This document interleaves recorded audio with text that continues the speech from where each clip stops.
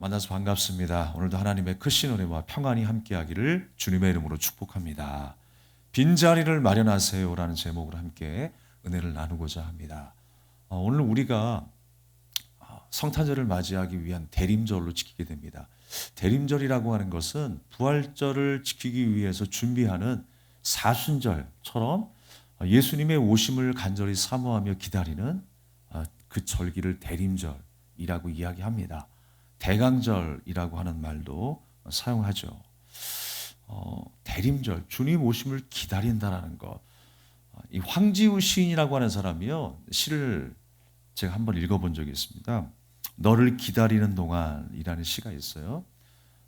그 시를 보게 되면 한 사람을 기다린다라고 하는 의미가 무엇일까를 깊이 생각하게 되더라고요. 기다림이란 무엇일까? 여러분 누구를 기다리고 있습니까? 그래서 그 시의 대목의 한 대목을 제가 읽어드리겠습니다. 세상에서 기다리는 일처럼 가슴에 리는 일이 있을까? 남들이 열고 들어오는 문을 통해 내 가슴에 쿵쿵거리는 모든 발자국 따라 너를 기다리는 동안 나는 너에게 가고 있다. 이 시는요, 정말 사랑하는 한 사람을 기다리고 있는 마음이 잘 표현되고 있어요. 보통 우리가 생각할 때 기다린다라고 하는 것은 수동적으로 생각하죠. 나는 가만히 있고 누가 내게 다가온다는 것으로 생각합니다. 근데 이 황지우 시인은 기다림을 어떻게 표현했냐면 내가 너에게 가고 있다라고 표현하고 있어요. 그러니까 그 설레임이 표현되고 있는 거예요. 그 한 사람, 사랑하는 사람을 기다리는 그 설레임, 초조함, 그 애타는 심정이 녹여 있다라는 거예요. 그래서 기다림이라고 하는 것은 수동적인 것뿐만이 아니라 능동적이다. 우리가 주님 오심을 기다린다는 것은 막연하게 오늘 하루를 살아가고 내일 시간이 지나고 내일 모레 글피 그렇게 시간의 흐름 속에 수동적인 기다림이 아니라 능동적인 기다림으로 예수님을 맞이할 수 있어야 한다는 것입니다. 설렘과 행복하고 충만한 심정을 가지고 능동적인 그 믿음으로 주님 오심을 기다려야 한다는 것입니다. 너를 만날 그 미래를 기대하고 있지만 현재의 기다림을 더 소중하게 여기는 마음이 담겨져 있다는 것입니다. 우리도 주님이 오실 날을 막연히 기다리지 말고 주님을 생각하고 주님 말씀을 묵상하고 주님 뜻에 따라 살아가면서 주님 오심을 능동적으로 기다려야 할 줄로 믿습니다. 그래서 어떻게 보면 대림절이라고 하는 것은 12월 한 달뿐만이 아니라 1년 365일 계속되어야 합니다. 주님 오심을 기다리고 주님 주신 말씀을 묵상하며 현재의 삶을 살아감으로 인하여서 우리가 주님 오심을 기다리는 것이죠. 저도 한 여인을 오랫동안 기다린 적이 있습니다. 막연하게 길동에 산다라고 하는 정보만 듣고요. 제가 길동에서 퇴근하는 한 여인을 2시간 넘게 기다린 적이 있어요.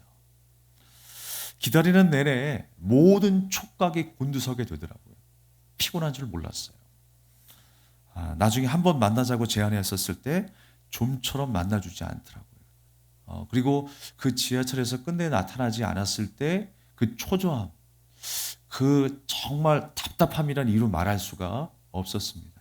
근데 황지우 그 시인의 말처럼 그 기다림의 마음이 막연하게 그냥 수동적인 기다림이 아니라 저도 어느새 그 마음 속에 가고 있더라고요. 그 여인을 향해 달려가고 있더라고요. 그래서 결국 나중에는 못 만났어요. 길이 어긋나가지고.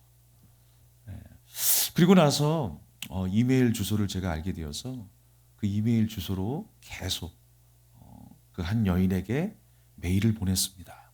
그리고 항상 그 메일 끝에 뭐라고 이야기했냐면 그녀를 만나는 그 순간까지 화이팅이라고 하는 문구를 함께 써서 보낸 적이 있었습니다. 제발 한 번만 만나자고 제 스스로 의지를 불태웠던 순간이 있었던 것이죠. 사랑하는 여러분, 너에게 가고 있다라고 하는 것. 저는 정말 기다림의 속성이 바로 이런 것이라고 생각합니다. 너에게 가고 있다. 그렇게 기다림은 절실하고 애잔한 것입니다. 우리의 신앙생활이 어떠해야 하는가? 수동적인 신앙생활이 아니라 주님께 다가가는 신앙생활. 주님의 말씀이 나의 현재의 삶에 살아 운동력이 넘치는, 그래서 나의 삶도 예수님의 삶을 닮아갈 수 있는 우리 하루하루의 삶이 되어야 할 줄로 믿습니다. 사랑하는 연인을 기다릴 때에 문소리 하나에도, 발자국 소리 하나에도, 낙엽이 떨어지는 그 소리에도 모든 촉각이 곤두서는 것처럼 주님이 오실 그날까지 우리의 삶 속에 하나님의 말씀에 더 귀를 기울이고 하나님의 성품을 닮아갈 수 있는 우리 현재의 삶이 되어야 할 줄로 믿습니다. 그렇습니다. 오늘 제가 이 말씀의 제목을 기다림에 입각해서 말씀을 제가 묵상했는데요. 기다림이라고 하는 것을 또 다시 한번 생각해 보면 온통 그 한 사람으로 채워져 있는 마음이죠. 온통 그 한 사람으로 채워져 있는 마음이에요. 그래서 어느새 다른 잡생각이 사라지는 거예요. 그러다 보면 점점 사랑하는 사람의 마음과 닮아 있어요. 닮아 있어요. 우리가 부부가 닮는다고 하죠. 왜 그럴까요? 오랫동안 같이 생각하고 같은 언어를 공유하고 같은 목적으로 가기 때문에 닮을 수밖에 없다고 생각합니다. 그 미묘한 차이인데 점점 닮아가는 거예요. 그를 생각하는 마음으로 가득 채워져 있어. 그러다 보니까 마음과 우리의 행동이 닮아가는 모습을 발견하게 됩니다. 대림절은 그렇습니다. 온통 예수님으로 가득한 인생이 예수님 닮아가는 그 모습으로 준비되는 절기. 그러니까 오늘뿐만 아니라 그렇습니다. 1년 안에 이루어지는 모든 절기들이 있어요. 그 절기들은 뭐냐? 바로 하나님께서 우리에게 말씀하신 그 하나님의 성품과 하나님의 그 일하심이 우리의 현재 삶 속에 고스란히 녹여내는 거예요. 고스란히 녹여지는 거예요. 그것이 바로 절기죠. 절기를 통해서 우리에게 알게 하시는 것입니다. 그래서 우리는 주님 오심을 기다리면서 그렇게 그리스도처럼 지어져 가야 하는 것입니다. 어떤 사람은 그렇게 이야기할 수 있어요. 나는 주의를 지켰기 때문에, 성수주의를 잘 지켰기 때문에 할 것 다 했다 라고 하신 분들이 있을 겁니다. 그러나 아닙니다.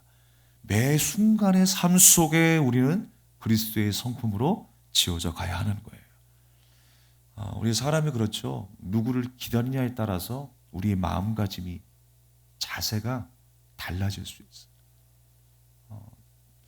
우리가 만약에 빚쟁이를 기다린다는 심정으로 기다린다면 어떤 마음이겠습니까? 초조함이겠죠. 나에게 돈을 받으려고 오는 그 사람을 기다리면 나는 초조한 마음일 거예요. 원수를 기다리는 마음은요, 복수의 칼날을 갈고 있을 그 마음일 거예요. 사랑하는 사람을 기다리는 건요, 정말 감사와 기쁨과 그 사랑으로 충만한 마음일 것입니다. 사이가 좋지 않은 사람을 기다리기라도 한다면 우리 마음속에 불평과 원망이 가득해 있을 거예요. 그러니까 누구를 기다리느냐, 그 마음과 자세가 달라질 수 있습니다. 우리는 예수님을 기다리는 사람이에요. 생명의 주님을 기다리는 우리의 마음과 자세는 어떠해야 할까요? 오늘부터 우리는 달라져야 합니다. 오늘 예수님께서 우리의 삶이 어떠해야 하는지를 본문의 말씀을 통해서 가르쳐주고 계세요. 오늘 5절 말씀에 보니까 너희 안에 이 마음을 품으라. 곧 그리스도 예수의 마음이니 그는 근본 하나님의 본체시나 하나님과 동등됨을 취할 것으로 여기지 아니하시고 라고 말씀하셨어요. 하나님과 동등됨을 취하지 않는 것이 예수님의 마음이라는 거예요. 자기를 비워 종의 형체를 가지셨다라고 말씀하고 있어요. 연약한 사람들과 함께 하신 분이 바로 예수님이시죠. 그리고 죽기까지 복종하셨던 분이 바로 예수님이셨어요. 그러니까 예수님의 삶은 어떤 삶이었냐면 자기를 비웠다라는 거예요. 오늘 말씀의 제목이 빈자리를 마련하세요라는 거예요. 예수님의 삶은 자신을 비웠다라고 하는 거예요. 그리고 하나님의 뜻을 채웠다라고 하는 것입니다. 우리가 주님을 기다리는 마음은 빈자리를 마련하는 거예요. 그리고 하나님의 뜻, 하나님의 성품으로 채우는 신앙생활이 되어야 하는 것입니다. 우리가 신앙생활이라고 하는 거, 우리 일평생의 신앙생활이라고 하는 거 무엇으로 채워야 할까? 바로 이 낮아짐으로 채워야 하는 거예요. 역설적인 면이 있죠. 낮아지는 것, 비우는 것. 근데 그것을 채운다라고 해요. 하나님의 뜻으로 채우기 때문에, 하나님의 말씀으로 채우기 때문에 그런 것입니다. 그래서 예수님께서는요, 좌절과 절망의 그 환경 속에 있었지만 희망을 품고 십자가를 지셨어요. 그리고 친히 십자가에 매달리신 분이 예수님이십니다. 좌절과 절망의 그 상황, 그 역사 속에서 자신을 비웠어요. 희망을 품고 하나님의 뜻을 품고 십자가를 지셨다라고 하는 것입니다. 우리는 주님을 기다리면서 우리 마음에 채워야 될 마음이 무엇이겠습니까? 바로 자신을 비우는 종의 마음이라는 거예요. 한평생 우리가 종의 마음으로 살아야 하는 것, 그것이 바로 온전한 신앙생활임을 가르쳐주고 있는 것입니다. 예수님께서는 하나님의 뜻을 채우신 것처럼 우리 마음속에 우리도 하나님의 뜻을 채워야 하는 것입니다. 여러분, 마음속에 무엇이 채워져 있는지 곰곰이 생각해 보십시오. 한 사람을 증오하고 멸시하는 마음으로 채워져 있습니까? 시기하는 마음으로 채워져 있습니까? 열등감으로 채워져 있습니까? 그 모든 것 다 비워내십시오. 비워내야 합니다. 미움으로 가득해 있습니까? 비워내야 합니다. 두려움과 낙심으로 가득해 있습니까? 다 비워내야 하는 거예요. 주님을 기다리는 온전한 마음은 그렇게 빈자리를 마련하는 것이다 라고 하는 것입니다. 내 속에 많은 생각 중에 하나를 비워내는 것이 아니라 내가 가장 소중하게 여기고 내가 질 수 없고 내가 물러설 수 없고 내가 바꿀 수 없는 그 어떤 한 가지를 우리는 비워내야 하는 거예요. 그것이 혹은 내 자존심일 수 있고요, 내 힘일 수 있고요, 내 지혜라고 말하는 것일 수 있어요. 그러나 우리는 그거 다 비워내야 돼요. 내가 가지고 있는 수많은 것들 중에 하나가 아니라 내가 가장 앞세워 중요하다고 생각했었던, 하나님보다 더 사랑한다라고 생각했었던 그 한 가지를 우리는 비워내야 돼요. 내가 낮아지기 싫어서, 내가 물러나기 싫어서 사람들과 갈등을 해오셨습니까? 여러 가지 문제로 인해서 고민하고 있었습니까? 사실 해결은 간단합니다. 나를 비워내면 되는 거예요. 그러나 그러기까지 참 쉬운 일이 아닙니다. 내가 물러난다는 것, 나를 비운다는 것 쉬운 일이겠습니까? 쉬운 일이 아니죠. 그래서 성경의 표현대로 우리가 말씀을 나누면 우리가 주님 앞에 죽어지는 거예요. 부인되는 거예요. 그것을 성경은 십자가를 진다, 자기를 부인한다 라고 말씀하고 있는 것입니다. 하나님의 뜻을 채우기 위해서 나를 비우는 삶, 바로 그것이 신앙생활이라고 했어요. 부디 여러분의 삶 가운데에 가장 중요하게 생각했던 그 모든 것들을 비워내는 역사가 있기를 바라겠습니다. 내가 주가 되는 삶을 비워야 하고요, 내가 사랑했던 것과의 이별을 선언해야 하는 거예요. 그렇다고 또 혹자는 이렇게 말하는 사람들이 있을 거예요. 절대로 나는 뭐 일상을 포기하라 그런 말씀이 아님에도 불구하고 뭐 이단이나 사이비에서 말하는 것은 그렇습니다. 포기하라고 했더니 다 포기해버렸어요. 가정도 포기해버리고 자기 일터도 포기해버려요. 그 잘못된 것이죠. 일상을 포기하라는 말도 아니고요, 가족도 버리라고 하는 뜻이 아닙니다. 오히려 주님의 은혜 앞에 서서 겸손의 모드로 더 가족을 사랑해야 되고요, 더 이웃을 사랑해야 되고요, 내가 서야 할 그 자리에서 최선을 다하는 이 하루를 살아야 할 줄로 믿습니다. 사랑하는 여러분, 우리가 서비스를 베풀 때 200% 서비스만 한다고 해서 그 진정한 낮아짐이 실현되는 것이 아니겠죠. 서비스를 많이 베푼다고 해서 진정으로 그가 한 사람 앞에 낮아지고 있느냐? 그렇지 않다라는 거예요. 친절을 베풀고 먹을 것을 나누지만 칭찬하는 립 서비스가 있지만 100% 낮아졌다라고 볼 수 없어요. 중요한 건 뭐냐면 자신의 역할에 충실하고 있는가를 확인해야 돼요. 자신의 역할에 충실하고 있는가. 왕의 참된 역할은 무엇입니까? 백성을 군림하는 것이 아니라 봉사하고 희생하는 것이 왕의 역할이죠. 그게 바로 백성들을 섬기는 왕의 진정한 낮아짐일 수 있어요. 그렇다면 여러분, 성도가 성도답게 낮아지는 것은 무엇입니까? 성도의 역할을 잘 감당하는 거예요. 오늘 예수님의 삶이 바로 우리 성도의 역할이다라고 말씀하는 거예요. 그것이 무엇입니까? 나를 피워내는 것이다 라는 거예요. 공자도 그런 말을 했다고 하죠. 군군신신 부부자자. 임금은 임금다워야 하고, 또 신하는 신하다워야 하고, 아비는 아비다워야 하고, 자식은 자식다워야 한다. 성도도 성도다워야 한다 라는 말씀을 나누고 싶습니다. 성도답다고 하는 것은 항상 빈자리를 마련하는 거예요. 주님 뜻으로 채워서 주님을 닮아갈 수 있는 우리가 돼야 할 줄로 믿습니다. 사람은요, 언제나 항상 두려움을 느끼기 마련입니다. 그래서 뭔가를 채우기를 원해요. 두려움을 느껴요. 늘 걱정을 합니다. 믿는 사람도 두려움을 느끼나요? 그렇습니다. 믿음 좋은 사람도요, 은사를 많이 받은 사람도요, 두려워합니까? 맞습니다. 두려워합니다. 그러나 여러분, 우리의 두려움이 어떤 두려움이 되어야 하는가? 그것을 우리는 생각을 해야 합니다. 여러분은 어떤 두려움을 느끼고 계십니까? 인간이라면 공통적으로 죽음에 대한 두려움이 있고요. 질병에 대한 두려움이 있어요. 가난에 대한 두려움이 있습니다. 그런데 하나님은 그러한 일에 압도되지 않고 하나님께 기댈 수 있는 그 길을 우리에게 가르쳐 주신 분이에요. 여전히 우리의 삶이 두렵지만 세상 가운데에 갈 바를 알지 못하며 방황하는 인생이 아니라 하나님께 기댈 수 있는 방법들을 말씀을 통해서 가르쳐 주셨다라고 하는 사실입니다. 이사야 41장 10절 이하에 보면 두려워하지 말라. 내가 너와 함께함이라. 놀라지 말라. 나는 내 하나님이 됨이라. 내가 너를 굳세게 하리라. 참으로 너를 도와주리라. 참으로 나의 의로운 오른손으로 너를 붙들리라.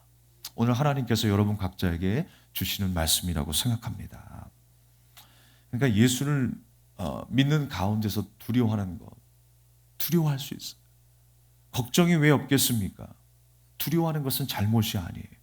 누구나 두려움은 있습니다. 덩치가 크다고 해서 두렵지 않은가? 그렇지 않죠. 여러분이 잘 아시는 격투기 선수 김동현 선수 있죠? 김동현 선수는 그렇게 벌레가 무섭대요. 그래서 경기를 하듯이 그냥 강펀치를 날리면서 벌레야 물러가라, 벌레야 물러가라 그렇게 싸운다는 거예요. 덩치와 상관없이 두려움은 모두 느끼기 마련입니다.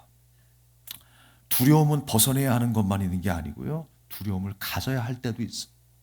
부정적인 측면의 두려움도 있지만 긍정적인 측면의 두려움도 있다라고 하는 것입니다. 우리가 낭떠러지를 걸을 때 두려움 속에 조심하지 않으면 발을 헛디뎌서 떨어지기가 쉬워요. 그래서 그때의 두려움은 우리가 긍정적인 두려움이라고 하는 것입니다. 질병에 대해서도 우리가 경각심을 가지지 아니하면 그 질병에 쉽게 노출이 돼요. 그렇기 때문에 우리는 약을 먹기도 하고 운동도 해야 하는 것입니다. 내버려 두면 보름이 살이 안 되는 거예요. 그 두려움 속에 우리는 잘 지켜내야 하는 것입니다.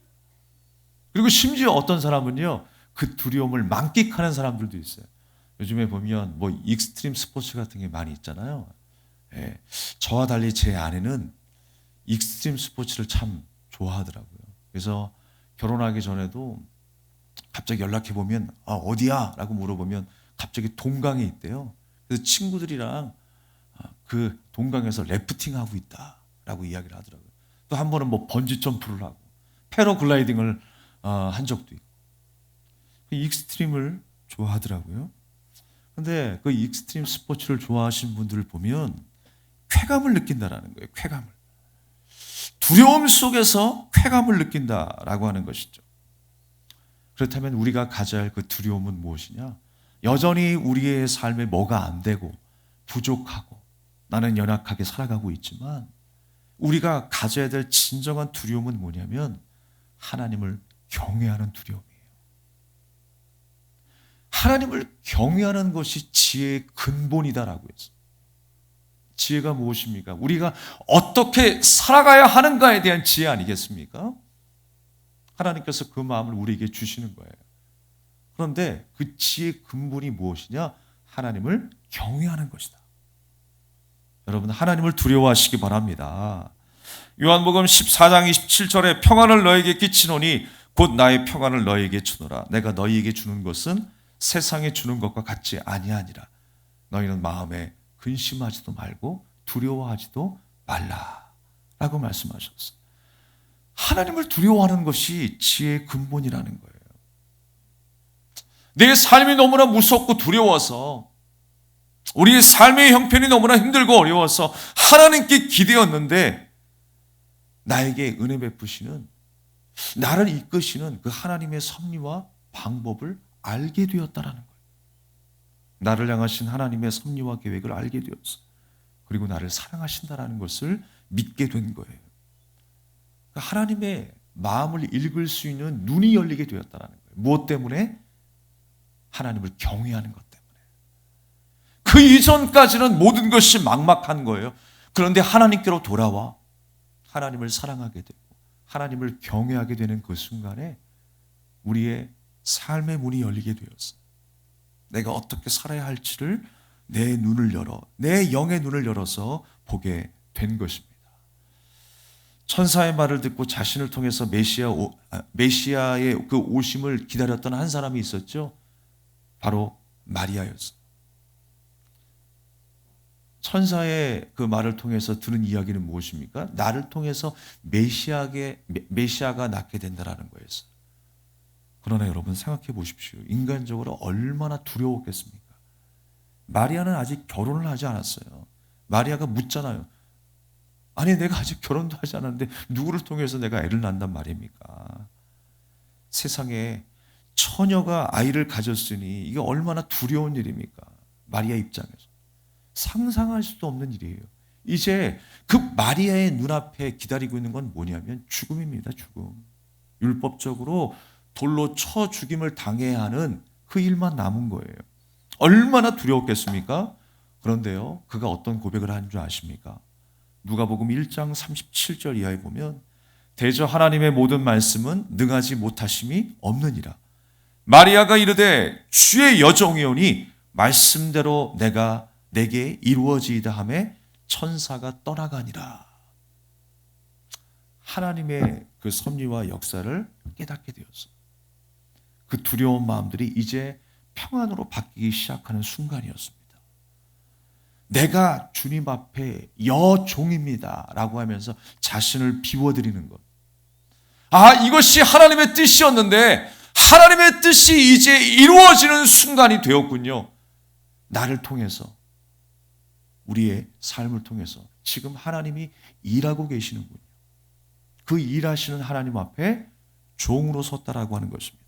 그리고 그 말씀이, 그 하나님의 역사가 내게 이루어질 것을 믿습니다 라고 하면서 믿음으로 고백하고 있어요. 사랑하는 여러분, 마리아에게는요 하나님의 말씀에 능력이 있음을 믿었어요. 주님이 약속하셨던 그 말씀을 지금 이루고 계시다라고 하는 사실을 믿게 된 거예요. 주님의 뜻이 이루어졌어요. 그래서 마리아는 자신을 종이라고 칭하고 있는 거예요. 자신의 삶을 비워드리는 거예요. 그리고 하나님의 뜻이 내 안에서 이루어지기를 원합니다 라고 믿음으로 고백하고 있는 것입니다. 현실이 얼마나 두려웠겠어요. 그러나 현실이 두려웠지만 하나님을 더 경외하는 믿음으로 그 모든 상황들을 극복할 수 있었다라는 거예요. 여러분, 우리의 삶이 여전히 고단하고 두렵습니다. 무겁습니다. 그러나 그 모든 현실의 상황보다 더 높은 곳에 계시는 전능하신 하나님을 경외하시기 바랍니다. 그리고 주님 앞에 간절히 기도하시기 바랍니다. 하나님께서 우리에게 그 모든 두려움을 헤쳐나갈 용기와 믿음을 주실 줄로 믿습니다. 하나님은 말씀을 통하여 그렇게 하나님께 기대게 하시는 거예요. 하나님을 의지하게 하시는 거예요. 그리고 더 내 삶을 더 비워내게 하시는 거예요. 그것이 바로 우리 신앙생활의 성숙입니다. 그렇게 날마다 그리스도의 삶으로, 성품으로 지어져가는 저와 여러분 되기를 주님의 이름으로 축복합니다. 말씀을 정리하겠습니다. 우리가 주님 오심을 기다리며 빈자리를 마련하는 우리의 일상이 되어야 하겠는데요. 그렇게 빈자리가 마련되면 주님은 주님의 그 평안으로 우리를 채우실 것입니다. 그리고 우리는 모든 두려움을 이기게 될 것입니다.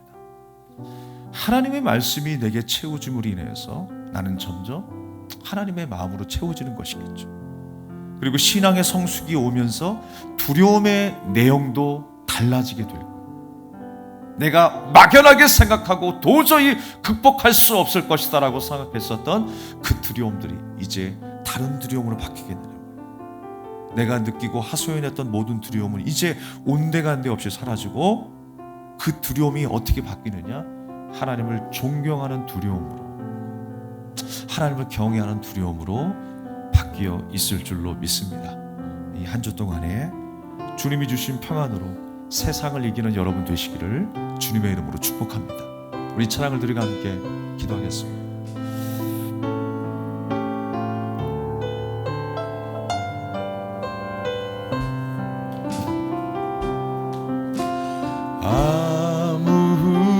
아무것도 두려워 말라.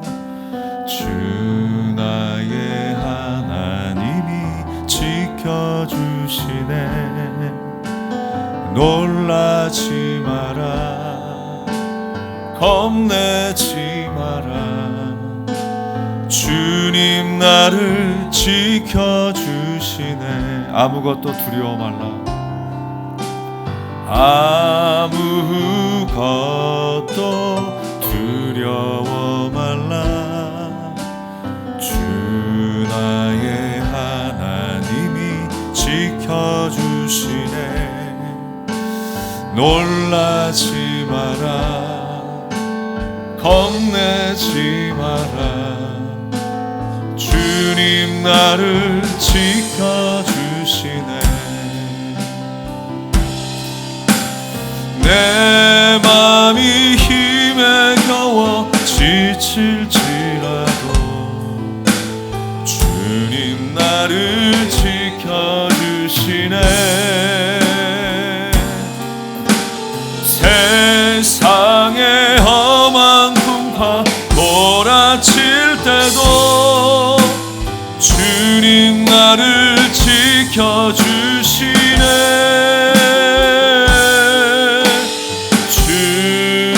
주님은 나의 산성, 주님은 나의 요새, 주님은 나의 소망, 나의 힘이 되신 여호와. 아무것도 염려하지 말라, 두려워 말라. 무것도 두려워 말라. 주 나의 하나님이 지켜주시네. 놀라지 마라, 겁내지 마라. 주님 나를 지켜주시네. 다시 한번 아무것도 두려워 말라. 아무것도 두려워 말라. 주 나의 하나님이 지켜주시네. 놀라지 마라, 겁내지 마라. 주님 나를 지켜주시네. 내 맘이 힘에 겨워 지칠지라도 주님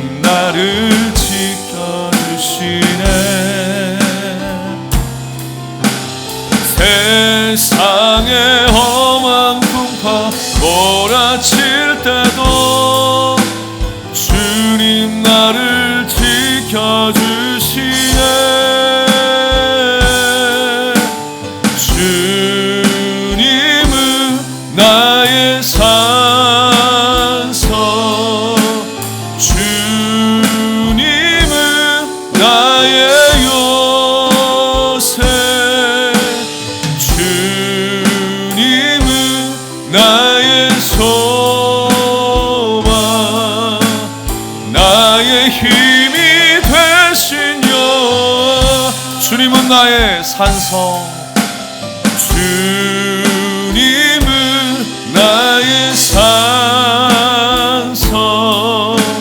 주님은 나의 요새, 주님은 나의 소망, 나의 힘이 되신 여호와. 우리 함께 주신 말씀을 기억하면서 기도하기를 원합니다. 그렇습니다. 주님은 나의 참 소망이 되십니다. 주님께서 우리에게 분명히 말씀하셨어요. 두려워 말라, 내가 너와 함께함이니라. 놀라지 말라, 나는 너의 하나님이 된다 라고 말씀하세요. 힘들고 지친 가운데 계십니까? 무엇 때문에 여러분 두려워하십니까? 오늘 하나님 앞에 여러분의 마음을 비워드리십시오. 하나님의 은혜와 평안으로 채우실 줄로 믿습니다. 반드시 승리의 결과로 채우실 줄로 믿습니다. 우리 주 하나님을 의지하며 간절히 기도합시다. 하나님, 나를 주장하여 주시옵소서. 하나님의 뜻으로 채우는 인생이 되게 해달라고 기도하겠습니다. 사랑해